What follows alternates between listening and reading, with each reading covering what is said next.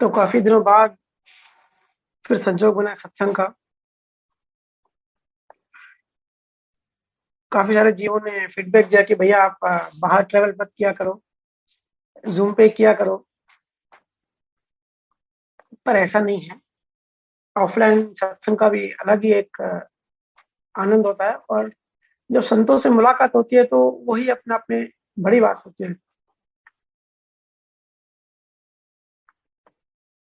ऐसा माहौल भी बनना चाहिए। और सिंदखेड़ा और जलगांव के संतों ने काफी प्रेम दिया, काफी सेवा की।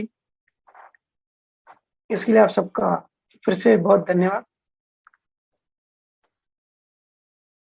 कुछ जीवों ने कहा कि भैया आप 1-2 महीने से बहुत गहरे सब्जेक्ट ले रहे हो और डीप बातें कर रहे हो, तो 4-4 बार सत्संग हम सुनते हैं। तो अभी जलगांव में कुछ जीवों ने रिक्वेस्ट करी कि भैया 1-2 थोड़े हल्के फुल्के सब्जेक्ट लो। तो कभी कुछ जीव कहते हैं कि डीप सब्जेक्ट लो, कभी कुछ जीव कहते हैं कि हल्के सब्जेक्ट लो। तो जो भी जैसे जो संजोग बनता है वैसे जो वाणी से निकल जाता है। अब ये भी संजोग है, वो किस जीव को कौन सी बात कहाँ टच करेगी वो तो हमको भी नहीं पता होता है ना। तो आज थोड़ी जलगांव में किसी जीव ने सवाल किए तो मैंने इनको प्रॉमिस किया कि मैं जो नेक्स्ट बुधवार सत्संग होगा तो पहले आपका ही सवाल लूंगा। उन्होंने पूछा कि भैया आप कहते हो कि सब कुछ हमारा प्रारब्ध कर्म से हमारा जीवन चलता है,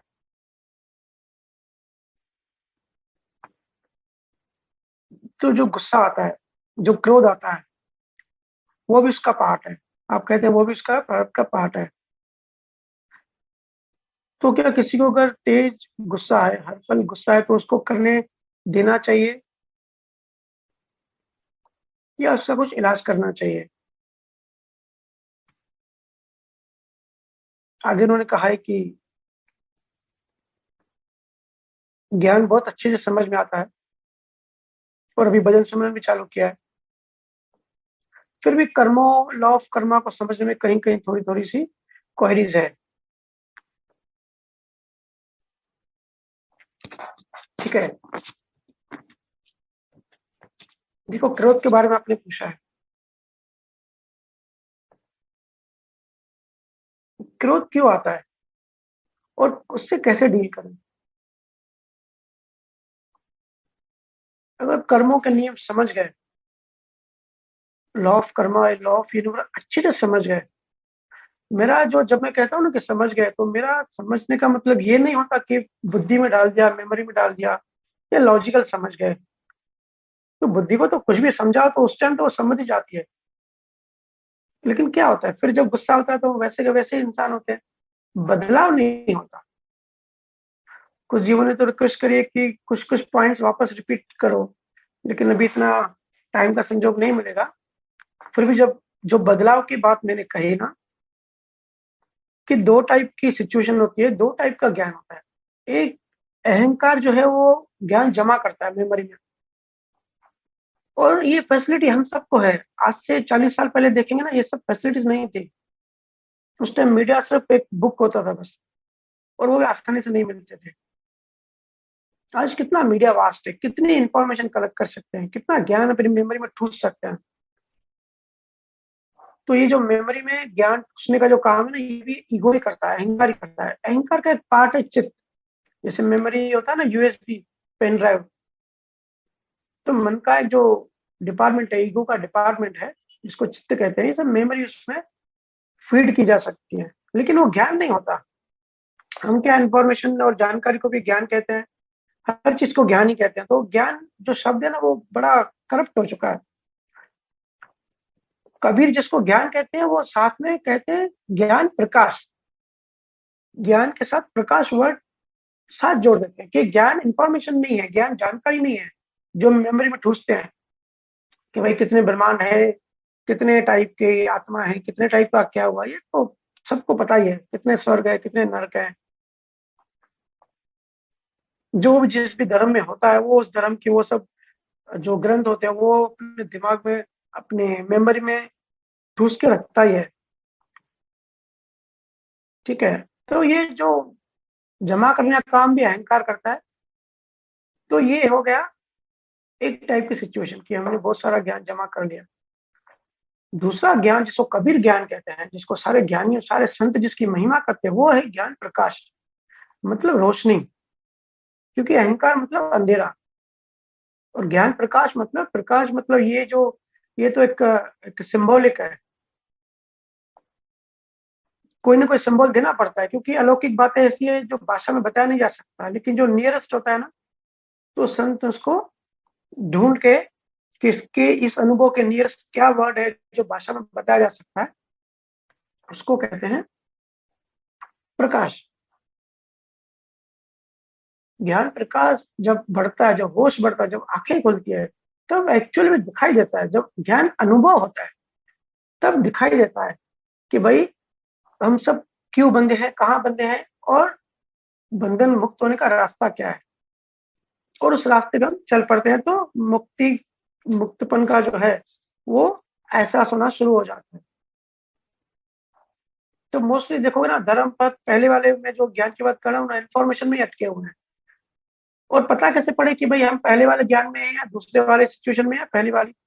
तो बदलाव, अगर कोई ज्ञान आपके अंदर बदलाव लाता है, आपके भावों को शिफ्ट करता है, मतलब आपका अहंकार जो सिंधी में हम कहते हैं रिझ रहा है, गल रहा है, जैसे मोमबत्ती गलती है, जैसे बर्फ गलती है, वैसे हमारा अहंकार भी गलना चाहिए। तो जहाँ जो ज्ञान प्रकाश हमारे अहंकार को गलाता है, मेमोरी में सेव नहीं करता, उसको गलाता है, वो असली ज्ञान है। उससे होता है बदलाव।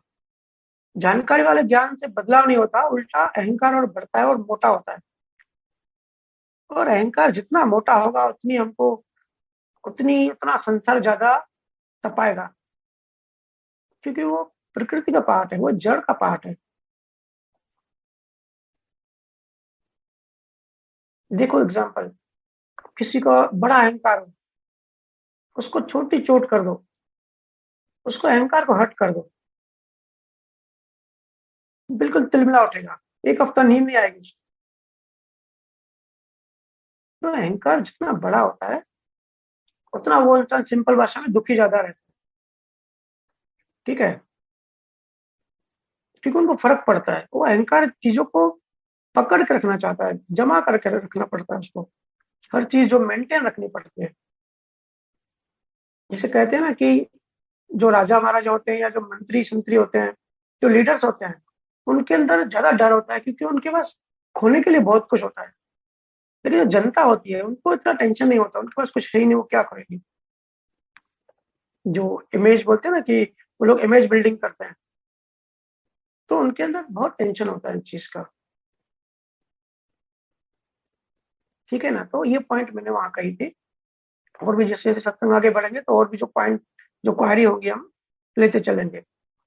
आज जरा गुस्से में बात करते हैं।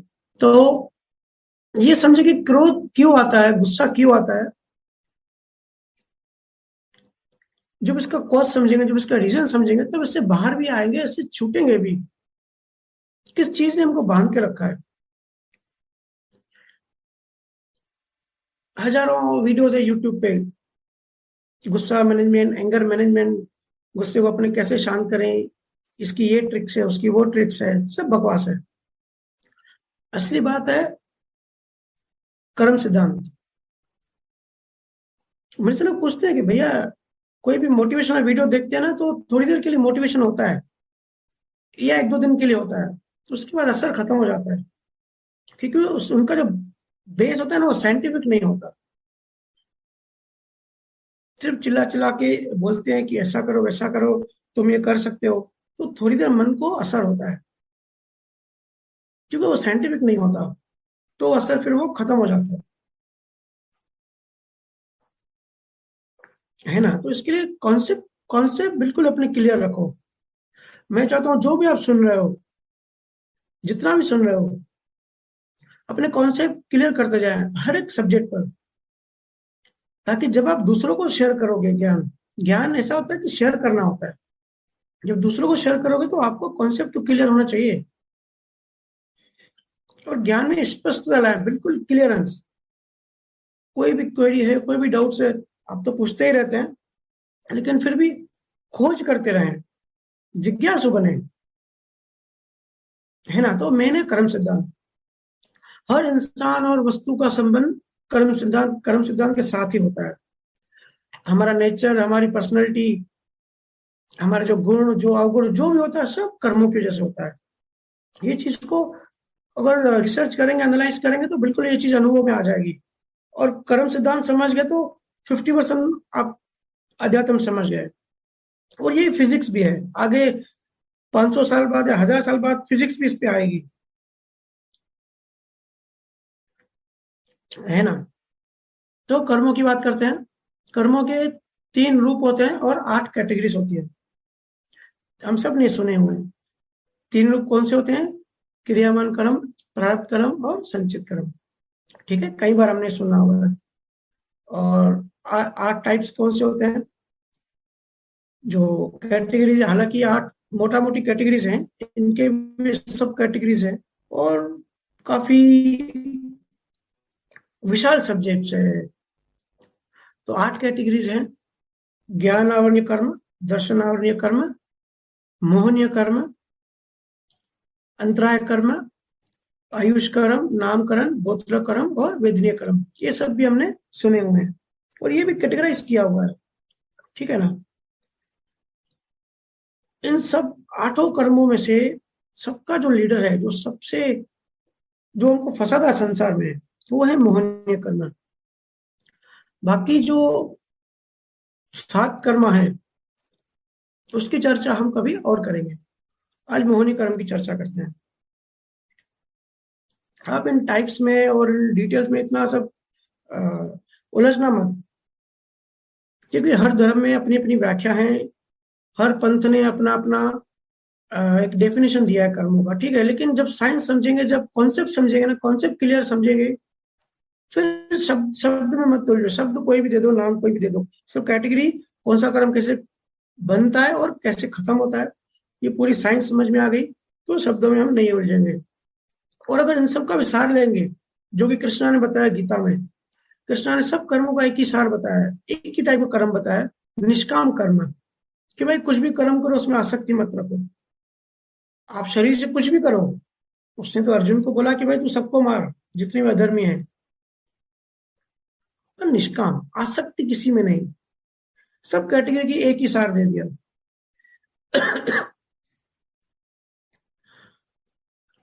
तो मोहनी कर्म की थोड़ी बात करते हैं। जिसका जैसा भी स्वभाव होता है, पर्सनैलिटी होती है, नेचर होता है, जब मोह कर्म तीव्र होता है, इंटेंसिटी बहुत ज्यादा होती है, और उस व्यक्ति का वैसा फल आता है, मतलब जो उदय में आता है, तो वो ज्यादा गुस्से वाला होता है।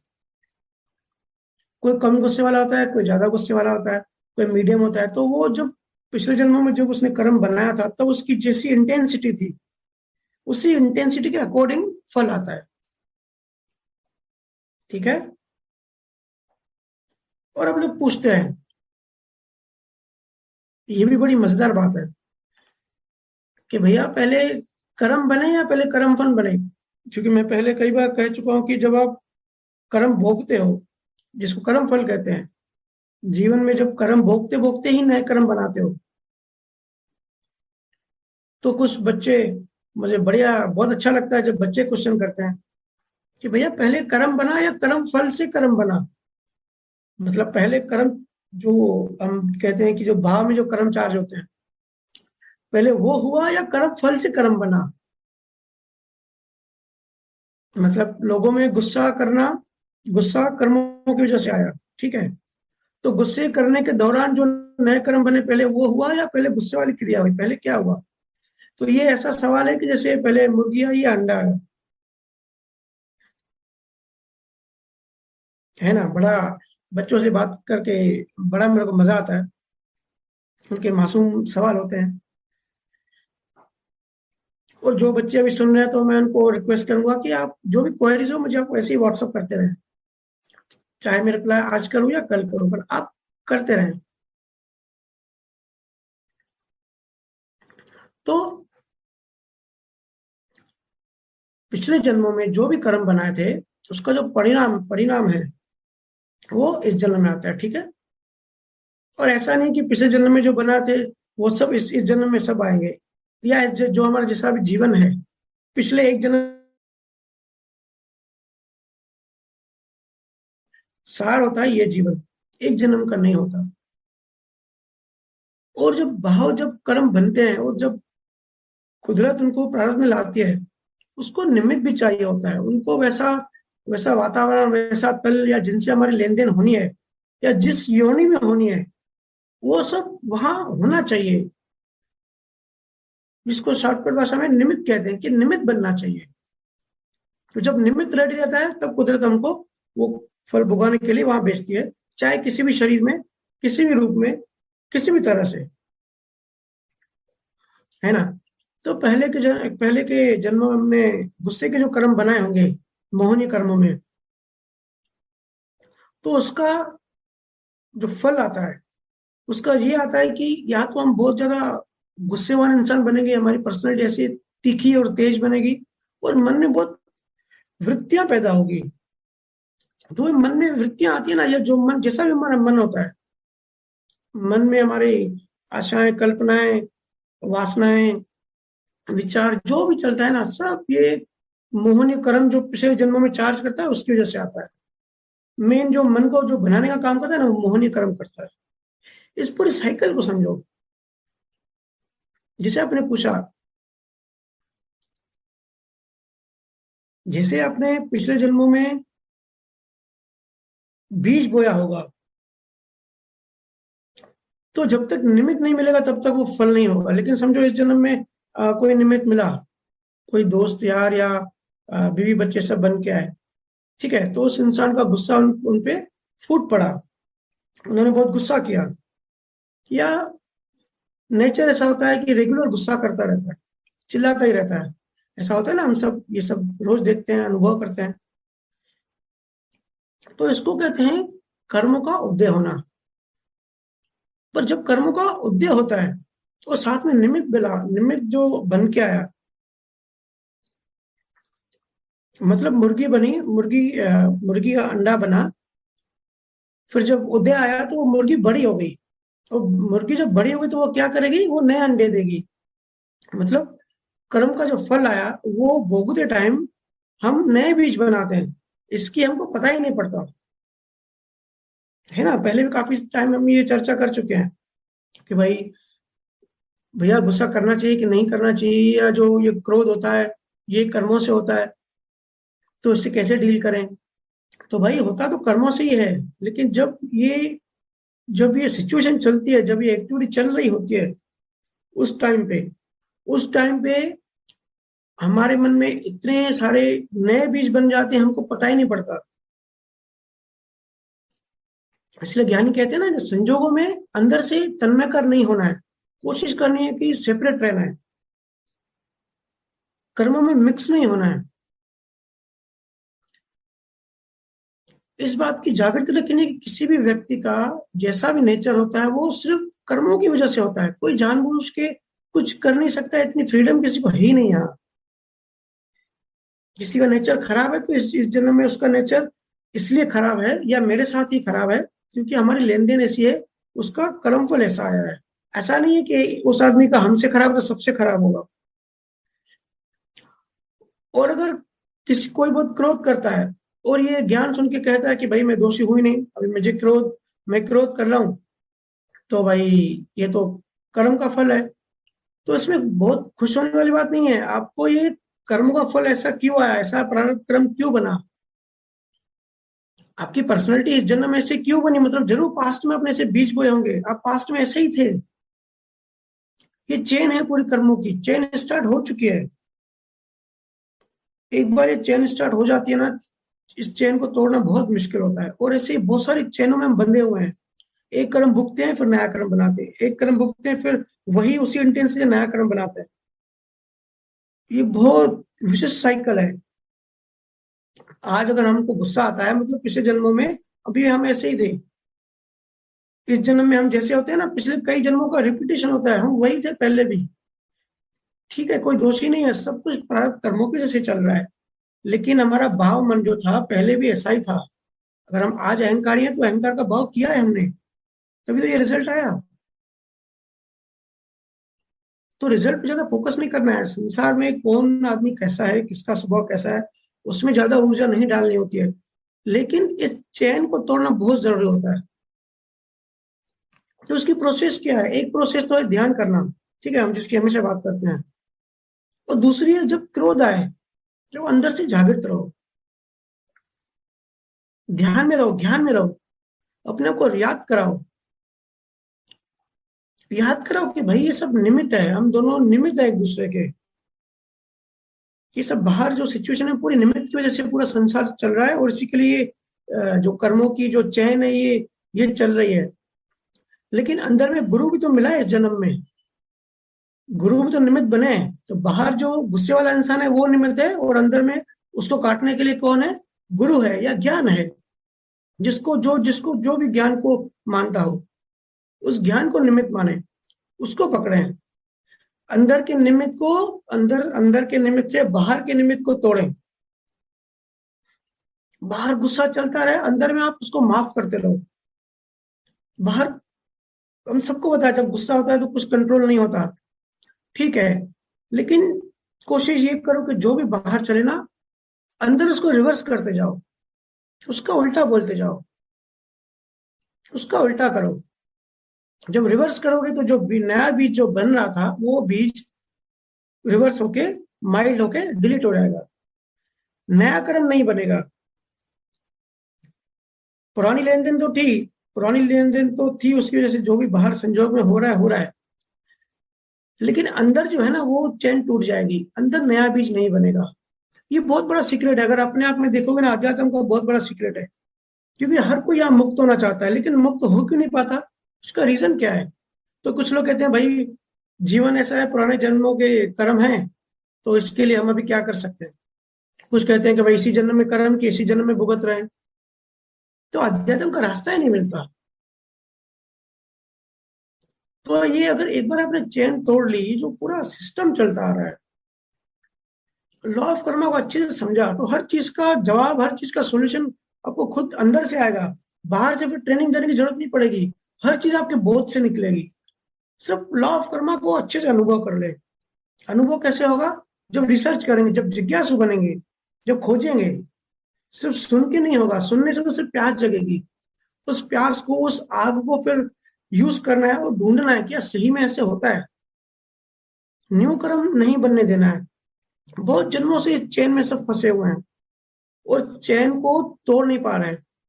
इस बार कैसे भी तोड़ना है, ये प्रण कर लो कि भाई जीवन जैसा है, पहले भी ऐसे ही थे, अभी भी ऐसे ही है। क्यों पैदा हुआ पता नहीं, क्यों जी रहे हैं पता नहीं। ऐसे ही रूटीन, डेली का जो रूटीन है, ऐसे ही करके एक दिन 20 30 40 साल खत्म हो जाएंगे और हमारा शरीर खत्म हो जाएगा। तो डेली बेस पे हर एक मिनट में, हर एक घंटे में एनालिसिस करो। नए कर्मों को नहीं बनने देना है, नई जो चैन है ना उसको नहीं बनने देनी है। बाहर जो भी हो रहा है हो रहा हो, अंदर की चैन को काटना है। तो एक बार अंदर की चैन कट गई, अंदर का नया बीज नहीं बना, तो वो नेक्स्ट जन्म में उदय में नहीं आएगा। और उदय में नहीं आया तो वो सिलसिला वहीं खत्म हो जाएगा। इसे पता नहीं कितने लाखों बेड़ियां हैं हमारे ऊपर। जब एक एक को तोड़ेंगे तो मुक्त होते जाएंगे। इसलिए मोहनी कर्मों को अच्छे से समझना है।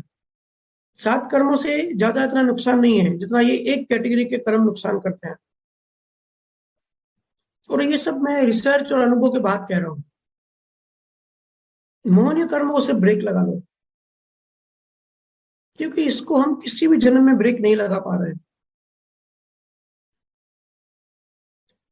है ना। और ऐसे ऐसे ज्ञान का, ऐसी सब समझ का जब संजोग बने, इसका फायदा उठाना है। सिर्फ सुनने सुनाने के लिए नहीं लेना है कि भाई चलो सुन लिया ठीक है फिर भूल गए।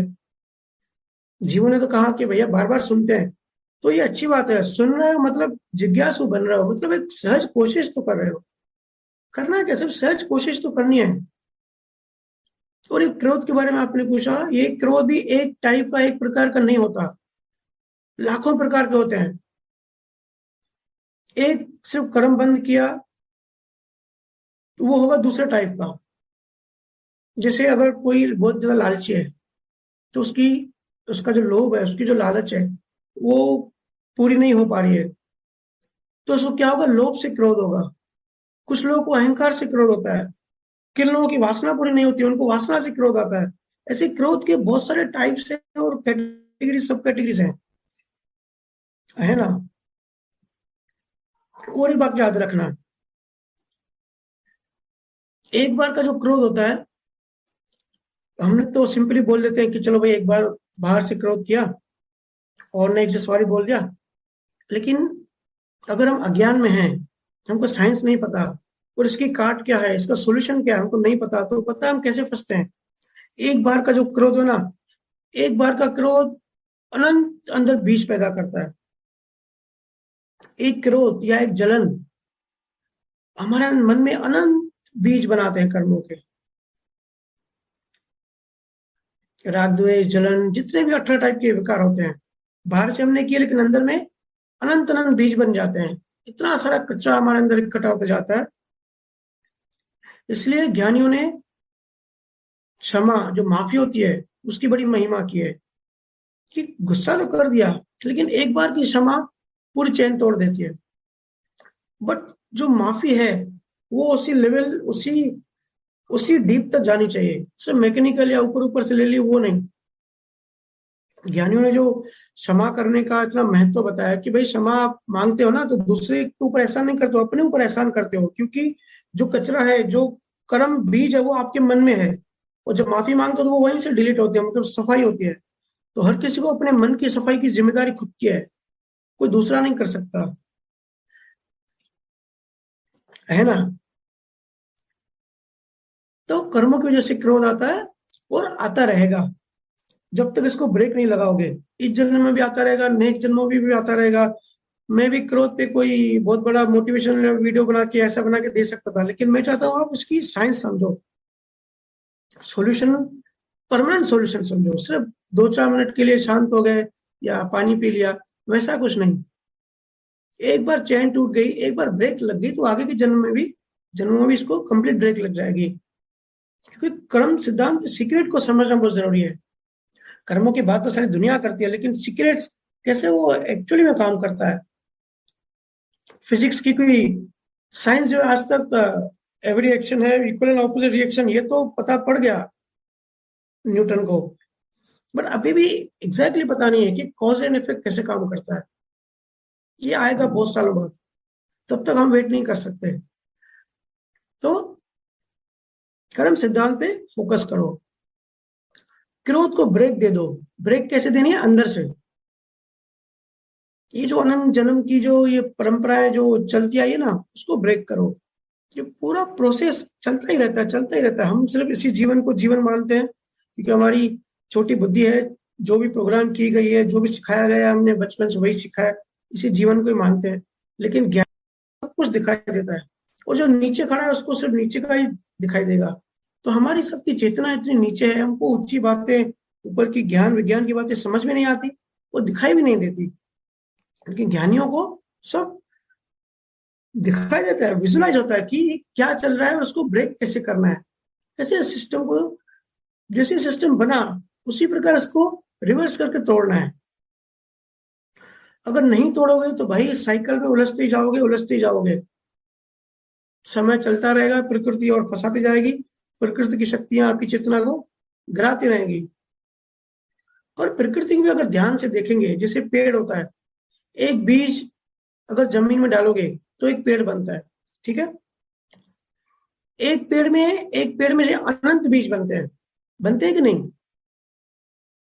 फ्लावर बनते हैं, फूल बनते हैं, पत्ते बनते हैं, फ्रूट्स बनते हैं, फिर उसके अंदर उसी पेड़ के बीज होते हैं। एक बीज में से कितने अनंत बीज बन गए। एक आदमी होता है, एक आदमी में से कितने बच्चे पैदा हो सकते हैं, है ना। वो सब बीज ही है ना। इसलिए मैं कहता हूँ कि जीवन को ठीक से ऑब्जर्व करो, और कुछ नहीं भी किया, अगर जीवन को ऑब्जर्व करना आ गया कि भाई ये सब चल क्या रहा है, अगर एक पानी के बूंद को भी अच्छे से ऑब्जर्व किया, एक पेड़ को भी अच्छे से ध्यान से देख लिया, तो पूरा अध्यात्म जगत कैसे काम करता है समझ में आ जाएगा। पर हमको हमारे घर के कामों से ही फुर्सत नहीं है, कहाँ से हम ये फूल और पत्तों को और पानी को ऑब्जर्व करेंगे। मेरा जो जोर है वो दूसरे वाली सिचुएशन पे है कि अपनी अपनी रिसर्च करें, अपनी अपनी जिज्ञासा बढ़ाएं, अपना अनुभव ज्ञान बढ़ाएं। उससे सबका अहंकार कम होगा और उनको प्रकाश में दिखाई देगा।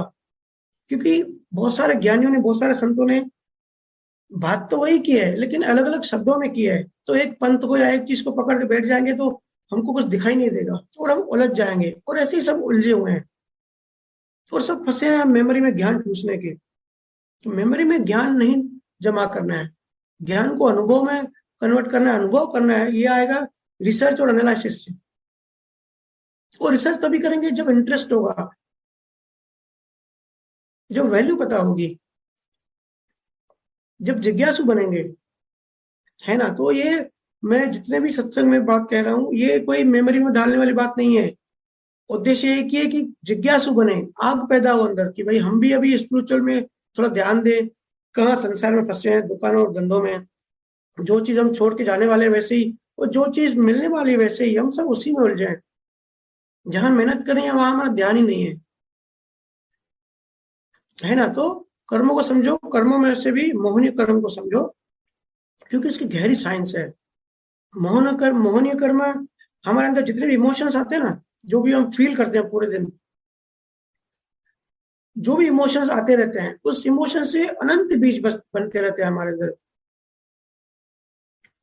तो इस जन्म में अगर किसी का स्वभाव क्रोध वाला है, या समझो हमारा स्वभाव क्रोध वाला है, और एक भी इमोशन हमारे अंतर मन में गया, और जो कि जाता ही है क्योंकि हम सब तन्मयकार हैं ही, तो फिर से बीज पड़ गया। और ना सिर्फ एक बीज पड़ा, लाखों जीव पड़ गए उसी टाइप के, लाखों बीज पड़ गए।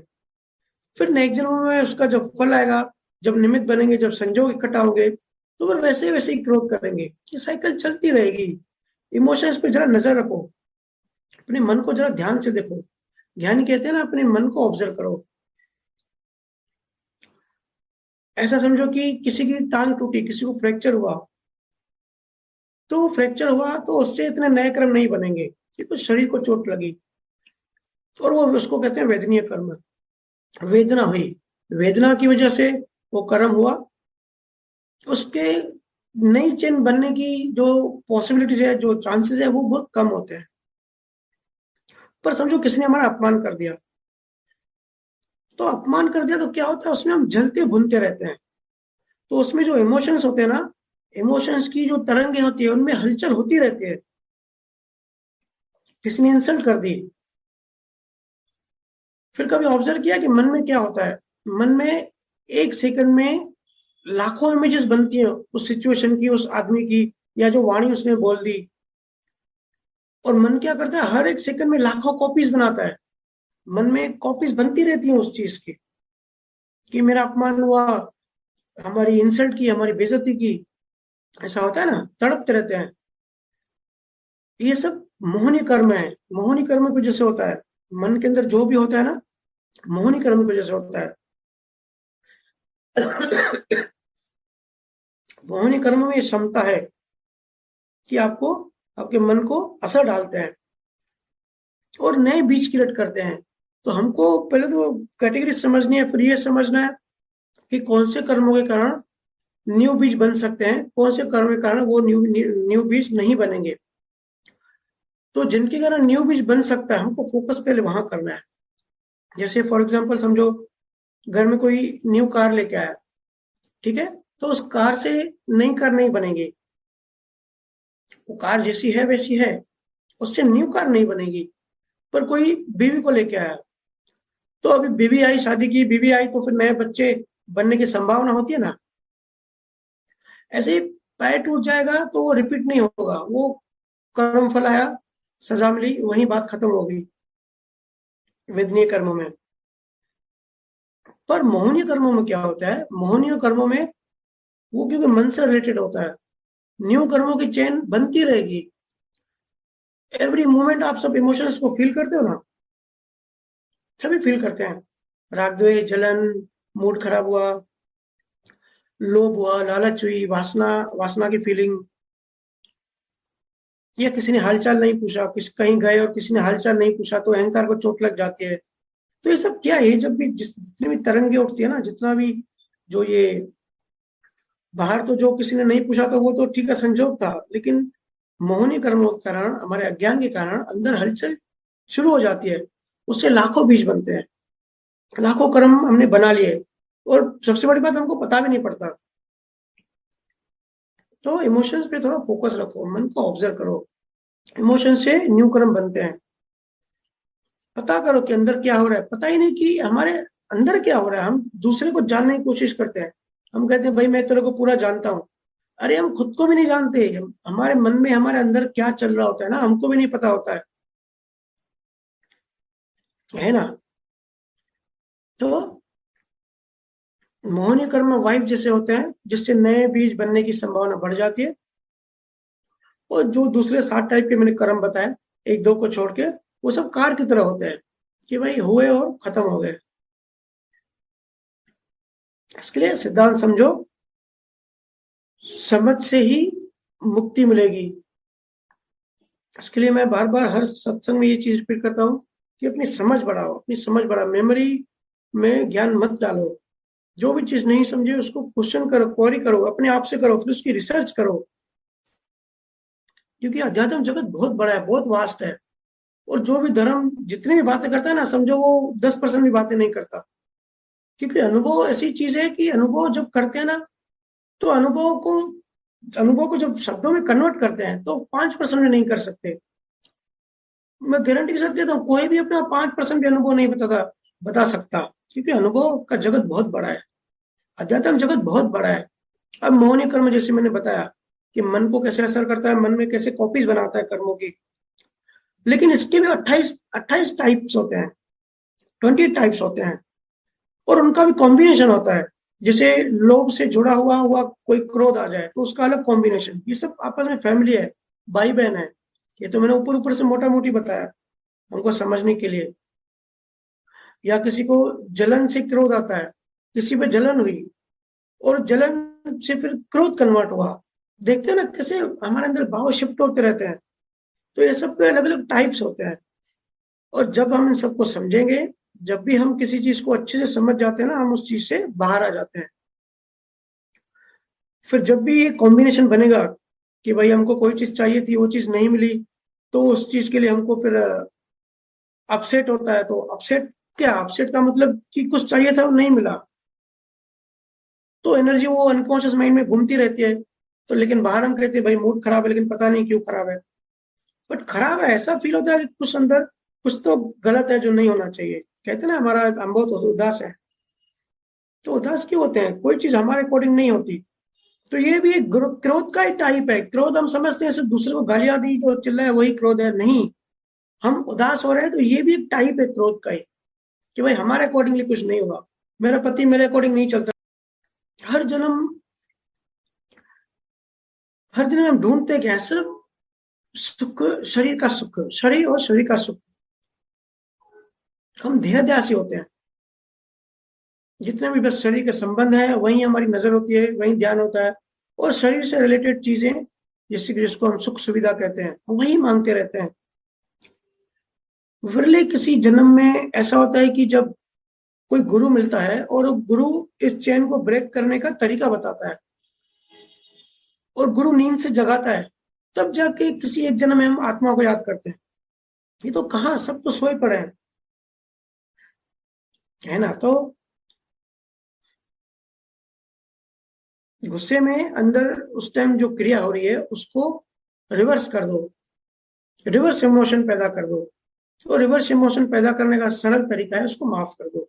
अपने आप को याद कराओ कि भाई ये जो हुई वो तो लिखा हुआ था, लेकिन कोई भी दोषी नहीं है, उसको इतना फ्रीडम भी नहीं है।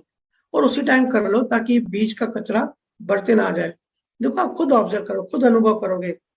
जब माफ कर दोगे ना तो अपने आप को ही हल्का लगेगा। पहले बोझ लगेगा, और जब माफ कर दिया ना तो बिल्कुल हल्का लगेगा। और कम्युनिकेशन करो। जब भी हमारा किसी से कोई इशू होता है तो मन सबसे पहले बात कराना बंद कर देता है। मैं सबसे पहले यही काम करता है ना, जिससे हम नाराज होते हैं, जिससे अपसेट होते हैं, जिससे लड़ाई होती है, हम क्या करते हैं, बात बंद कर देते हैं। ये सबसे बड़ी बेवकूफी है हमारी। कम्युनिकेशन गैप मत करो, उल्टा उससे बात करो। बात करोगे तो पता पड़ेगा कि भाई रीजन क्या था गुस्से का या नाराजगी का। तो उस टाइम क्या होगा, आपके अंदर से भी वो जो तरंग है वो खत्म हो जाएगी। ठीक है, माफ करो या माफी मांगो। और आपने पूछा कि क्यों कहते हैं कि इसी जन्म में फल मिलता है। कहते हैं, काफी सारे पंथों में कहते हैं कि इस जन्म का, मेरे से भी लोग पूछते हैं कि इस जन्म का कर्म इसी जन्म में मिलता है, और कोई कहते हैं कि नेक्स्ट जन्म में मिलता है। तो इसकी क्या साइंस है? देखो अच्छे से समझो, जो भी कर्म प्रारब्ध में आते हैं ना, वो सब इंसानी शरीर के हैं। जो भी हमारे शरीर से रिलेटेड जो भी कर्म बनता है, शरीर से रिलेटेड जो भी हमारी दुनिया होती है ना, वो सब प्रारब्ध कर्म होते हैं। ठीक है, और ये सब लिखा होता है। संतों ने कहा है ना कि पहले प्रारब्ध बना फिर शरीर बना। तो प्रारब्ध से ही शरीर बनता है, और हमारा जीवन पूरा प्रारब्ध ही होता है, पूरा नियम से चलता है, पूरा पहले से फिक्स होता है। ठीक है, पर साथ में जो अंदर में हम भाव करते हैं, जो संत कहते हैं ना कि इसी समय भोगते हैं, तो संत जो है ना वो अंदर के भाव की बात करते हैं। क्योंकि जो आप भाव करते हो उस टाइम, बाहरी भोगने के साथ जो अंदर आप भाव करते हो, आप उसको भी भोगते हो। समझो आप बाहर जानवर जैसा बिहेव करते हो, ठीक है, कोई कोई होता है बाहर से शरीर इंसान का है लेकिन बिहेवियर बिल्कुल जानवर जैसा होता है। तो तन्मयकार होने के कारण उसके भाव भी अंदर जानवर जैसे ही बनेंगे। और उस टाइम वो जानवर गति में ही है, अभी वो जानवर का अनुभव कर रहा है इसी टाइम, प्रेजेंट मोमेंट में ही। बाहर शरीर इंसान का है लेकिन अंदर भाव तो जानवर के बन गए ना। तो ये जानवर गति जो हम कहते हैं ना कि 84 लाख जोड़ी में जो भोग के आएगा, तो वो तो 84 लाख जोड़ी में शरीर जाता है। जब बीज पेड़ बनता है, जब शरीर बनता है, तो वो शरीर भोगता है। लेकिन भाव मन तो अभी भोग रहा होता है, अभी का अभी। कहते हैं ना कि भाई मरने के बाद नरक में जाओगे। तो मरने के बाद नरक में कौन जाता है? जो सूक्ष्म शरीर होता है, अगर ऐसे कर्म बनाए हैं, ऐसे नेगेटिव आवरण बनाए हैं, ठीक है, तो उसकी जो आगे की जो गति हो वो नरक में जाएंगे या स्वर्ग में जाएगा, उसका शरीर जाएगा, जो सूक्ष्म शरीर होता है। लेकिन सूक्ष्म का भी सूक्ष्म जो बीज होता है, अगर किसी की समझो बाहर जिंदगी नर्क है, ठीक है, तो उसके भाव भी नर्क की टाइप ही होंगे। तो अंदर भी वो प्रेजेंट मोमेंट में इस टाइम ही नर्क में है, कोई फ्यूचर में नर्क नहीं जाएगा। फ्यूचर में नरक में उसका शरीर जाएगा, लेकिन अभी वो नरक भोग रहे हैं ना। इससे संत कहते हैं कि अभी का अभी भोग रहे हो।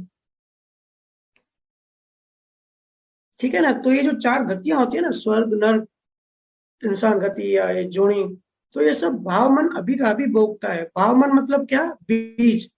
तो इस चीज पे हमारा ध्यान नहीं होता। कोई कोई तो कहता है ठीक है ना, अभी तो ऐश कर लो, नेक्स्ट जन्म में देखा जाएगा जो होता है। अभी थोड़ी पता है नेक्स्ट जन्म किसी ने देखा थोड़ी है। अरे भाई नेक्स्ट जन्म इस जन्म में ही तुम भाव में वही हो। भाव में सब गति को अनुभव कर सकते हैं। खुद आप एक दिन का एनालिसिस करो, सिर्फ एक दिन का, आपको पता पड़ेगा कि कैसे कैसे भाव घूम रहे हैं अंदर, हर एक घंटे में, हर एक मिनट में। तो जब भाव घूम रहे हैं ना, तो आप उस टाइम उस गति में हो। अगर जानवरों टाइप हमारे विचार आ रहे हैं या जानवरों टाइप हमारे अंदर भाव आ रहा है, तो उस हम उस टाइम उस जोड़ी में ही हैं। तो आप ऑब्जर्व करोगे, अगर एक दिन एनालिसिस करोगे ना, रिसर्च करोगे थोड़ा कि मन में क्या चल रहा है, तो बार बार आप अनुभव करोगे कि बार बार हम घूम रहे हैं चारों गतियों में। हमारा शरीर तो ठीक है, टाइम के हिसाब से आगे जाएगा, हमारा शरीर जाएगा उन जोड़ियों में, लेकिन हमारा जो भाव मन है ना, वो अभी का अभी घूमता है। 1 घंटा पहले हम नर्क में होते हैं, फिर 1 घंटे बाद हम स्वर्ग में चले जाते हैं। होता है ना ऐसे, कभी कभी 1 घंटा पहले बहुत अच्छा लगता है, हम बहुत अच्छे होते हैं, 1 घंटे बाद बहुत बुरे होते हैं। सत्संग सुन लिया, संतों ने चर्चा कर ली, तो बड़ा आनंद आता है, बड़ा मजा आता है। तो उस टाइम स्वर्ग में है ही, उस टाइम ज्ञान में, आत्मा में है ही, भाव मन में। उसी टाइम मोक्ष में है, उसी टाइम मुक्त में है, अभी है। देखते हैं ना, जब जहां भी संगत होती है तो कितना मजा आता है, और दुनिया याद नहीं होती। माया के परमाणु बिल्कुल कम हो जाते हैं, किसी राग द्वेष नहीं होता, बिल्कुल आनंद और प्रसन्न चित्त होते हैं। ऐसा लगता है कि सातवें आसमान में उड़ रहे हैं। दुकानों पे जाते हैं, फिर वही चीटिंग, वही लालच, कैसे बेईमानी करनी है, कैसे एक से चार दुकानें बनानी है मुझे, तो उस टाइम हम नरक में होते हैं। तो ये हम चक्कर है ना, काटते रहते हैं अभी। तो इस बात को सिंबॉलिक तरीके से ज्ञानियों ने कहा है कि अभी जो कर्म बनाते हो अभी का फल अभी आता है, ठीक है। बट साइंस ये है कि प्रारब्ध कर्म जो है ना, जो शरीर बनता है ना, क्योंकि बीज से शरीर बनने तक समय लगता है। अब समय की बड़ी साइंस है, अभी इतना टाइम नहीं कि समय क्यों लगता है मैं इतना डिटेल में जाके बताऊं। क्योंकि समय जो होता है ना, एक जो हम हमारी जो आंखों की जो पुलतियां होती है, एक पल कहते हैं, एक पल का भी करोड़वां जो हिस्सा होता है ना, जो समय का बिल्कुल एटॉम होता है, माइनर बिल्कुल छोटा पार्ट, उसको समय कहते हैं। तो ये कभी फिर कभी साइंस हम इस पे चर्चा करेंगे कि बीज से पेड़ बनने में समय क्यों लगता है। क्योंकि हम सब समय में हैं, हम सब काल में हैं। समय को काल कहते हैं ना, ये सब सिंबॉलिक है। या शिव को कहते हैं, शिव को महाकाल क्यों कहते हैं, ये सब सिंबॉलिक है। तो जब भी समय में है, समय के डायमेंशन में है, वहां अगर कोई बीज है तो बीज को बड़े बड़े होने में, बीज को पेड़ बनने में, बीज को शरीर बनने में समय लगता है, ठीक है। ये इस डायमेंशन का नियम है, जिस डायमेंशन में हम रहते हैं ना धरती पे, इस डायमेंशन का ये नियम है। इसी के लिए आज जो हम बीज बोते हैं, राग द्वेष करते हैं, नफरत जलन करते हैं, इसका जो शरीर बनेगा वो उसको समय लगेगा। हो सकता है नेक्स्ट जन्म में, हो सकता है 1000 बाद जन्मों में, वो निमित्त पे डिपेंड करता है। लेकिन भाव मन तो हमारा अभी वो सब अनुभव करता है ना। तो इसके लिए अच्छे से ज्ञान और ध्यान को पकड़ के रखें। अच्छे से अगर ध्यान किया तो ये जो तरंगे चलती है और ये जो भाव चल रहे हैं, इसको आप डिलीट कर सकते हो। फिर भी भाव मन को आप ऑब्जर्व करो, रिसर्च करो, तो धीरे धीरे धीरे धीरे क्या होगा, अनुभव बढ़ता रहेगा। और अनुभव जिस चीज का बढ़ता रहेगा, उस चीज से हम छूट जाएंगे। अनुभव ज्ञान का मतलब यही है कि अहंकार कम हो गया। अहंकार कम हो गया मतलब आत्मा के ऊपर आवरण कम हो गए। आत्मा के ऊपर आवरण कम हो गया मतलब हमारा प्रकाश बढ़ा। प्रकाश बढ़ा मतलब ज्ञान बढ़ा, है ना। इसलिए अपनी समझ बढ़ाओ, ज्ञान की समझ बढ़ाओ, ज्ञान में ही रहो, और समझ से ही मोह छूटेगा। हम सबकी सबसे बड़ी बीमारी है ना, मोह है। और मोह समझ से ही छूटेगा, और कोई तरीका नहीं है। समझ ही समाधान है। ओशो ने कहा है ना, संभोग से समाधि है। मैं कहता हूं समझ से समाधि है। समझ से ही संसार के और आध्यात्म के प्रॉब्लम सॉल्व कर सकते हो। और एक आखिरी बात सुनना, सिर्फ इंसान ही ऐसा प्राणी है जो मोह से छूट सकता है। पहली बात तो मोह को समझ सकता है, जैसे आज हम सब समझने की कोशिश कर रहे हैं, मोह और मोह से कैसे क्रोध पैदा होता है। तो पहले तो हम इसके लिए अवेयर हो सकते हैं, समझ सकते हैं कि हाँ भाई, मोह है, मोहनी कर्म है, और हमारा मन ऐसे काम करता है। इसकी हमको बोध आ सकता है, इसकी समझ आ सकती है। पूरी कायनात में कोई भी जानवर नहीं छूट सकता। इसलिए अपने इंसान होने का फायदा उठाओ। सोना, खाना, पीना, मरना, ये सब तो जानवर भी करते हैं और हम भी करते हैं। और जानवरों को भी मोह होता है, लेकिन जानवरों को वो पता नहीं होता कि उनको मोह है या मोह नहीं है। उनको उतना बोध नहीं होता। आपको भी पता है, मोह आपको भी होता है, पर आप इसको समझ सकते हो और इससे छूट सकते हो, है ना। इसलिए ज्ञान में रहो, आनंद में रहो, अध्यात्म में रहो, गुरु की सुनो। अगर गुरु की नहीं सुनोगे तो फिर माया की सुननी पड़ेगी। और जब माया सुनाती है तो भयंकर अधोगति होती है। ठीक है, अभी ज्यादा ना बोल के स्पीच यही समाप्त करते हैं। अभी यहाँ लाइव किसी का सवाल हो तो पूछ सकते हैं, अगर टाइम है तो। जी भैया, सवाल तो है। स्वाति, आप अपना अनम्यूट कीजिए। राम राम भैया। राम राम। एक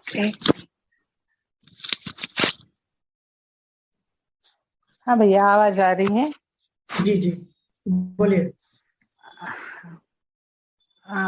भैया, मेरा प्रश्न ऐसा है कि प्रकृति ने हम जीवों को बनाया और हम जीवों को इस जन्म मृत्यु की साइकिल में रखा है, और हम इस साइकिल्स को ब्रेक करके मोक्ष में जाने का प्रयत्न कर रहे हैं।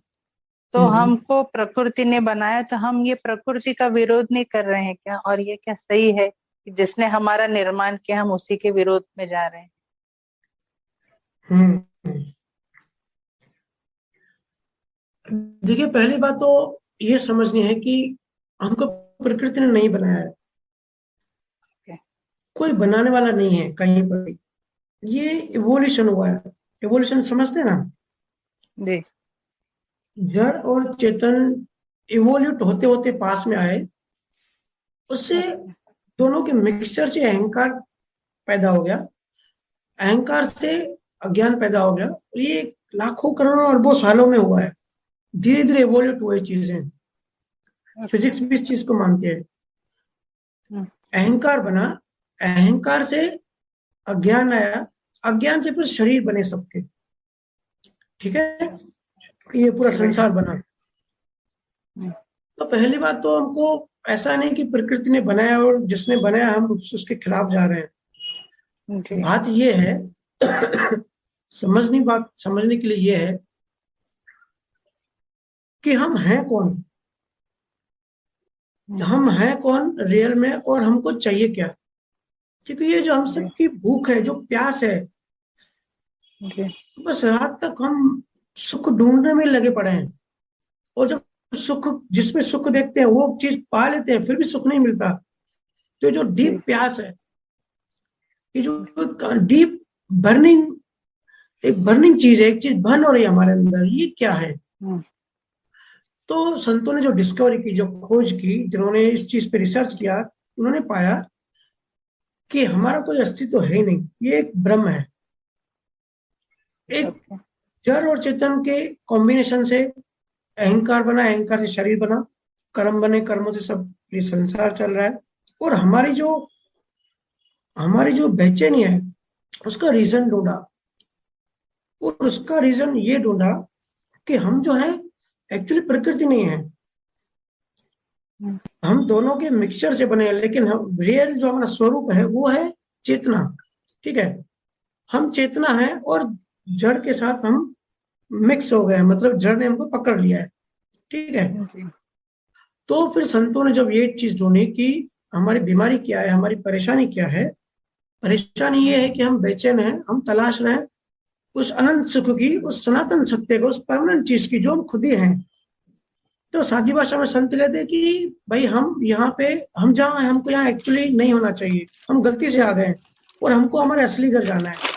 अगर सुख पाना है, अगर मुक्ति पाना है, अगर जो हमारी बर्निंग डिजायर जो है, जो बर्निंग फायर जो अंदर बर्न हो रही है, इसको बुझाना है, तो हमको हमारे घर जाना पड़ेगा। असली चीज ये है।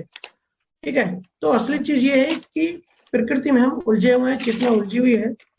क्योंकि हम प्रकृति नहीं है, हम चेतना है। तो हमको, हमारा फर्ज है कि हमको यहाँ से मुक्त होना है और यहाँ से जाना है अपने घर, यहाँ से निकल जाना है जहाँ हम बुरी तरह फंसे हुए हैं।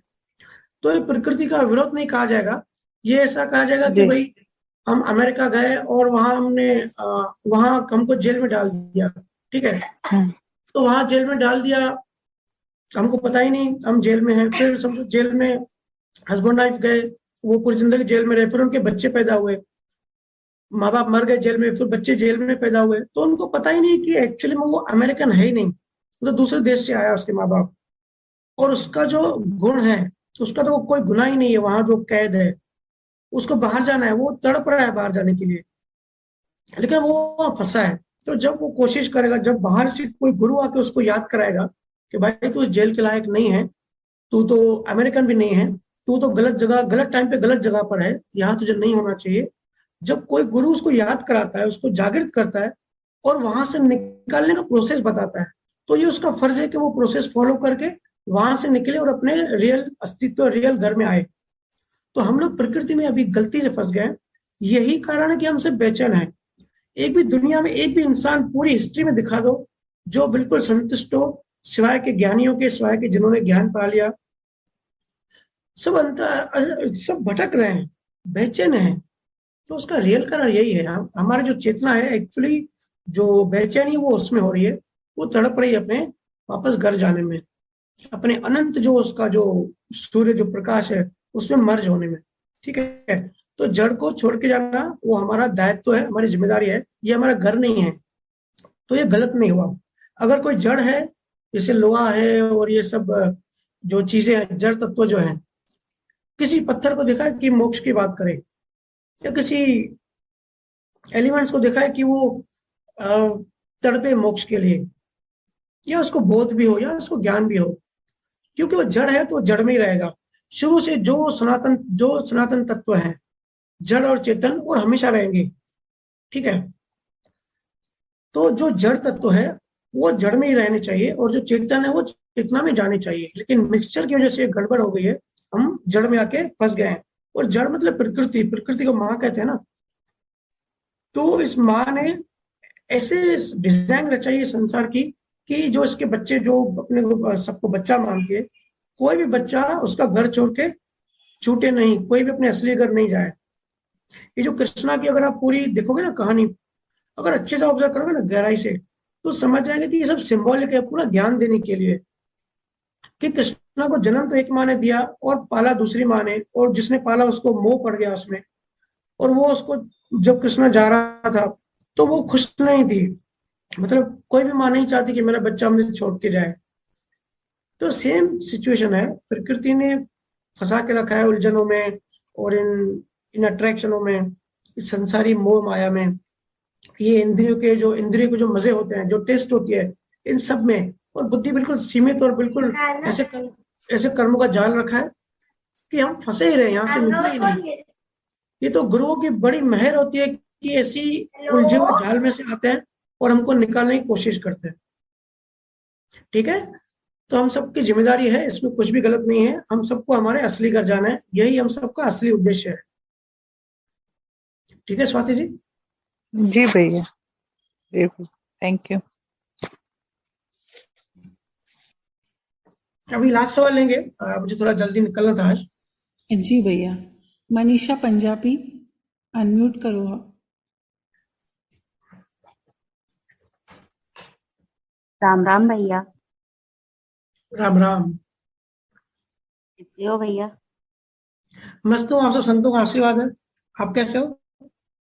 भैया हमें आपका आशीर्वाद है, हम आपके बताइए। प्यार। भैया मेरा सवाल था, जैसे आप क्रोध और गुस्से के लिए बोल रहे हो, तो हमें आगे करना क्या चाहिए जो ये गुस्सा हमारा शांत हो? देखो, पहली बात तो गुस्सा शांत हो, इसकी सहज कोशिश अंदर से करनी है। ठीक है, तो ये कैसे होगा? जब गुस्सा आए, गुस्सा आने का मतलब ये है कि आप नहीं, कोई भी दुनिया में कोई भी गुस्सा नहीं करना चाहता, लेकिन आ तो जाता है ना सबको, वो तो बाय ऑटोमेटिक होता ही है कर्मों के कारण। तो जब भी गुस्सा आए, गुस्सा आना कोई क्राइम नहीं है और कोई बहुत बड़ी गलती नहीं है, लेकिन जब गुस्सा चला जाए उसके बाद क्या करना है वो मेन बात होती है। अगर कोई भी कहे ना कि भाई मैं आपको ये ट्रिक बताता हूँ और ये करता हूँ कि आपको गुस्सा आएगा ही नहीं, तो ऐसा नहीं हो सकता। अगर कर्मों में लिखा है तो गुस्सा आएगा ही, सच्ची बात यह है। ऐसे 10 बातें मैं भी बता सकता हूँ जो वो साइकोथेरेपीज वगैरह करते हैं, एनालिसिस करते हैं, या कुछ केमिकल्स देते हैं कि भाई ये केमिकल्स दो तो गुस्सा नहीं आएगा। कर्मों में है तो वो होगा ही। कर्मों की साइंस जिसको पता पड़ गई वो मेडिकल साइंस में इतना डूबेगा नहीं। तो गुस्सा कोशिश सहज करनी है।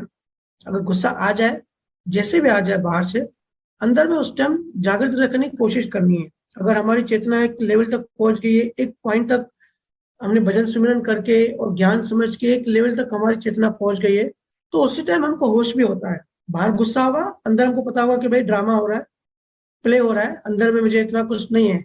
मतलब अंदर में हंसी आएगी और बाहर गुस्सा होगा। ये होता है, जो जो लोग अभी ज्ञान में डेवलप हो गए, मुझे सब आप सब बताते हैं कि ऐसा सब होता है कि अंदर एक हंसी आती है और बाहर तेज गुस्सा आता है। अब आप सब बिलीव नहीं करोगे कि ऐसे कैसे गुस्से में चेहरा लाल हो रहा है, आंखें लाल हो रही है और अंदर में हंसी आ रही है, लेकिन ऐसे होता है। ज्ञानियों के साथ ऐसा होता है। बहुत मेहनत करनी पड़ती है ये पॉइंट हासिल करने के लिए, लेकिन कोशिश कर सकते हैं। तो कोशिश करें उस टाइम जागृत रहने की। अगर नहीं रह सकते तो गुस्सा जब हो जाए जब शांत हो जाओ, क्योंकि एनर्जी का नियम है, एनर्जी जब निकल जाती है तो फिर वो खत्म हो जाती है, फिर जब सेटल होने लगती है तो फिर शांत हो जाती है, तो फिर हमको वो अच्छा नहीं लगता।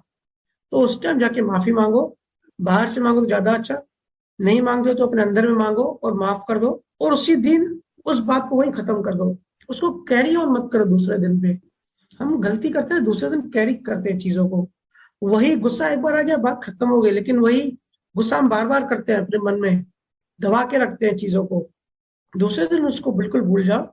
अगर नहीं भूल पाओ या मन परेशान करे, बहुत बार ऐसे होता है कि जिस चीज को हम भूलने की कोशिश करते हैं वही वही याद आता है। तो ऐसा क्यों होता है पता है? ऐसा इसलिए होता है, जब हम बड़ी चीज को याद नहीं करते, हम छोटी छोटी चीजों से प्रेम क्यों करते हैं? क्योंकि हम बड़ी चीज से प्रेम नहीं करते, हम परमात्मा से प्रेम नहीं करते। तो छोटी छोटी चीजों में हमको खुशियां दिखती है। ऐसे ही हम जब बड़ी चीज को याद करेंगे ना, तो छोटी छोटी चीजें याद नहीं आएंगी। बड़ी चीज को याद करने का मतलब हर टाइम ज्ञान में रहो। कुछ नहीं कर सकते तो संतों की बायोग्राफी पढ़ो, बुक्स पढ़ो, अब देखोगे कि वो चीज आपके माइंड से निकल गई, अब सहज हो गए और मस्त हो गए। तो माफी मांगो, दूसरे दिन कैरी मत करो, और गुरु से प्रार्थना करते रहो कि भाई हमको शांति बरसे, हमको शांति दो, और नेक्स्ट टाइम ऐसा संजोग नहीं है। लेकिन फिर भी संजोग अगर आते हैं तो आप इस तरीके से करो, कोशिश करो उसी टाइम होश में रहने की। बट ये थोड़ी लेवल के बाद होता है, बट सहज कोशिश करते रहो। ठीक है जी भैया। भैया मेरा एक और सवाल था। जी। भैया जैसे कोई फैमिली में अपने अंदर ही बातें रखते हैं और शेयर नहीं करते हैं, हम्म। तो उनके लिए मतलब क्या बोलेंगे हम? नहीं वो अगर दूसरा, बातें ऐसी पूरा शेयर क्यों नहीं करते, निकालते क्यों नहीं, अपने अंदर में ही क्यों रखते? तो वो उनकी प्रकृति है, वो उनका स्वभाव है। आप उसमें क्यों उतना एनालिसिस कर रहे हो? आप उसमें ध्यान मत दो, आप उसमें फोकस मत करो। जो शेयर करे ठीक है, नहीं करे तो भी ठीक है। हमको हमारा देखना है, दूसरा क्या सोच रहा है, दूसरा क्या कर रहा है, वो हमारा प्रॉब्लम नहीं है। वो शेयर करे तो ठीक, नहीं करे तो ठीक, क्योंकि वो भी बंधा हुआ है ना कर्मों से। ठीक है, सामने वाला भी बंधा हुआ होता है, कोई चीज हमको अगर वो शेयर करता है तो वो भी बंधा हुआ है, और अगर नहीं करता है तो वो भी बंधा हुआ है। तो वहां इतना दिमाग लगाने की जरूरत नहीं है। अगर कोई शेयर करता है तो ठीक है, उसका सॉल्यूशन या उसकी जो हमारी जो बातें होती है वो हम कर सकते हैं, सहज होके उनको ज्ञान बता सकते हैं। बट शेयर नहीं करता तो अच्छी बात है ना। जितना देखो मौन रहोगे ना, जितना कम बोलोगे, जितना कम सुनोगे, जितनी दुनिया छोटी करोगे, जितनी प्रकृति छोटी करोगे, उतना अध्यात्म में बढ़ोगे। उतनी एनर्जी आप अध्यात्म में दो, चेतना में दो। आती है ऐसी संतों की अवस्था, 8 सिद्धियां, 9 निधियां संतों को मिल जाती है जब सामने वाले का मन पढ़ लेते हैं। किसी को कुछ बोलने की जरूरत नहीं पड़ती। लेकिन अगर कोई शेयर नहीं कर रहा है तो आप उसमें ये भी नहीं सोचोगे क्यों नहीं शेयर कर रहा है, और कोशिश भी मत करो। सहज रहो, बस जो होता है उसको सहजता से होने दो, क्योंकि सब कुछ लिखा हुआ है, पूरी डिजाइन बनी हुई है। ये हमारा काम नहीं है, ये हमारी माँ जो प्रकृति है उसका काम है। वो अपने हिसाब से डिजाइन करेगी, बनाएगी, लड़ाएगी, प्यार करवाएगी, सब करवाएगी। हम अंदर से क्या कर सकते हैं, अपनी चेतना को कैसे उठा सकते हैं, किसी ज्ञान की समझ बढ़ा सकते हैं, उस पर फोकस करो। कोई शेयर करे तो भी उसका प्रॉब्लम, ना करे तो भी उसका प्रॉब्लम, आप तो मस्त रहो। ठीक है। जी भैया, थैंक यू भैया, धन्यवाद भैया। ठीक है, समाप्त करें अभी, विराम लिए। जी भैया।